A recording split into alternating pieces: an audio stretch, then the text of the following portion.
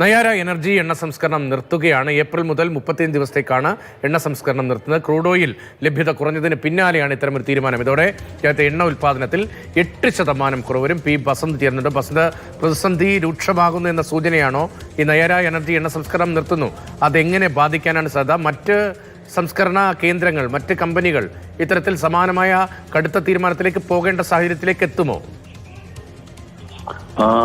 നയര ഗുജറാത്തിലെ വാടിനാറിലുള്ള നയര എനർജിയാണ് ഇന്ന് പെട്രോളും ഡീസലിന്റെയും വില കൂട്ടിയത്. 5 രൂപയോളം തന്നെ കൂട്ടിയ ഒരു പശ്ചാത്തലമുണ്ടായിരുന്നു. ഇതിനിടയിലാണ് ഇപ്പോൾ 35 ദിവസത്തേക്ക്, അതായത് ഏപ്രിൽ മുതൽ ഏപ്രിൽ മാസത്തിൽ 35 ദിവസം ഈ ഉൽപാദനം, സംസ്കരണം നിർത്തിവെക്കാനുള്ള ഒരു തീരുമാനത്തിലേക്ക് ഇപ്പോൾ നയാര എത്തിയിരിക്കുന്നത്.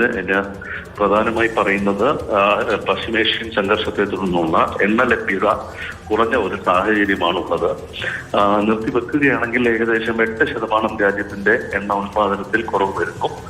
മാത്രമല്ല 6000-ഓളം പമ്പുകളുണ്ട് നയാര എനർജി വിൽക്കുന്ന, അല്ലെങ്കിൽ പെട്രോൾ വിൽക്കുന്ന. ഇതെല്ലാം അടച്ചുപൂട്ടുന്ന ഒരു സാഹചര്യം ഇപ്പോൾ ഉണ്ടാകും.